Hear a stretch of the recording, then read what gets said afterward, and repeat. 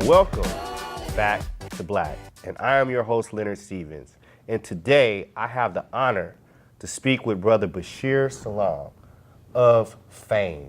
How you doing today? I'm doing excellent, my brother. Just doing fine. Excited about this interview. Been thinking about it for a long time now, and just wanted to be ready. Let the people know what FAIM is about. And it's a long time coming because Brother Bashir is very dear to me.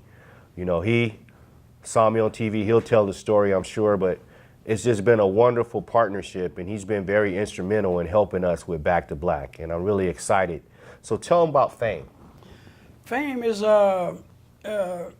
friends and associates of Imam Muhammad, Imam W.D. Muhammad, the son of the Honorable Elijah Muhammad, who was born for this mission.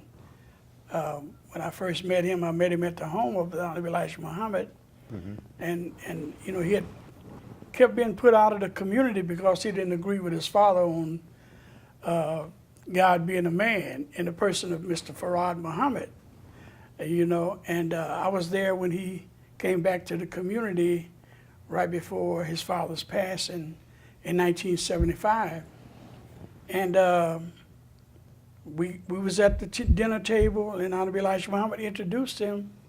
Say, my son Wallace is back with us, and he called him the prodigal son, and then he explained what the prodigal son meant. And so we gave our reports. The ministers on the West Coast would go in, and the ministers on the East Coast would come in on the 15th. We would come in on the 1st. And so I was there the night that he came back to the community, and we gave our reports, and then he said, I want you all to go over and hear my son Wallace speak, I want you all to go over to the headquarters. So we went over to the headquarters, and when I first heard him, I knew then that he was going to take us to a totally different level. So had you been following the Islamic faith before that? Because it sounds like 45 years that you've been a Muslim. Yes, I accepted Islam under the Nation of Islam in 1965. And from 65 until 75, I followed the teachings of the Honorable Elijah Muhammad, and... So it's been 55 years. Yeah, it's been 55 years. You're telling people your age. I know you look good. You're yes, doing sir. well. Yes, sir. But, I knew I was always searching, and I used to ask my mother, Mama, who is God? And I had a lot of questions. Why did we have to undergo slavery? Who am I? What was my father's real name? And my mother used to always tell me, boy, you asked too many questions, She couldn't answer, but it really bothered me a lot. And, and I went through different changes and running the streets and whatever, but I was very interested in jazz. And as a matter of fact, I used to go up to Leopold's in Berkeley every 2 weeks when I got paid and buy jazz albums. And then I remember Leopold's. Yeah, then I started studying the tenor saxophone. Okay. I play alto. Oh, wonderful, brother.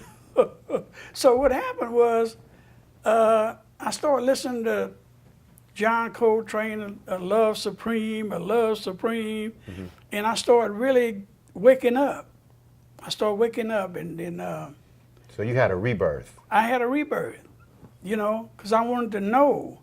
I couldn't understand why God let this happen to us. Right. You know what I mean? So I kept searching, and brother was after me, trying to get me to go to the temple in San Francisco, and named Brother Benny 3X.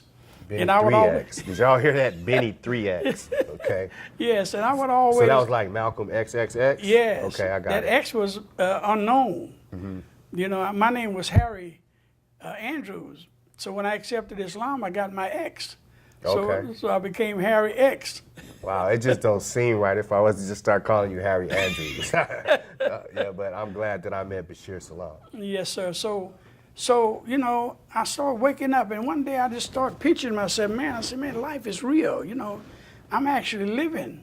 So I was going through a whole lot of changes, listening to John Coltrane, The Love Supreme. So I thought I was losing my mind, you know. And so I met this young guy by the name of Luther Redding, and I said, Luther, man, how all these different people got here, you know? He said, man, I got a book. Come on, go around to the house. And he ran upstairs and got Message to the Black Man by Elijah Muhammad. And he turned to this particular chapter, The Making of the Devil, how this was what was our belief, that all these people came out of the black man. You know, now I knew some albinos, you know, and I knew that was possible. Oh, yeah. I mean, I tell people all the time, I mean, you can't make white into nothing. You got to have color. So I know that we were the first people here, right? Yes. And yes. I feel like that you got to have color to make color. Right. And so I know we was the first people here. Yes, sir. So you know, when I read Message to the Black Man, I said, man, I found it. I got it. Because I went home and closed the blinds and started reading. And at my wife at the time, when she got home from work, when she walked through the door, man, I said, baby, I found it. I got it. I got it. And she got on the phone right away and called my mother and told her I had lost my mind. Little did she know, right? Little did she know. I ran down to the pharmacy where Brother Benny worked. I said, man, you going to that meeting Sunday? He said, yeah, you keep promising me that you're going to go, but you don't never go. I said, man, I'm ready. I'll be ready. And when I got there, when he came by and picked me up and I got to San Francisco and went in and heard the teachings, man, I jumped up out of that seat. Because he said, who all believe what you heard to be true and want to stand up?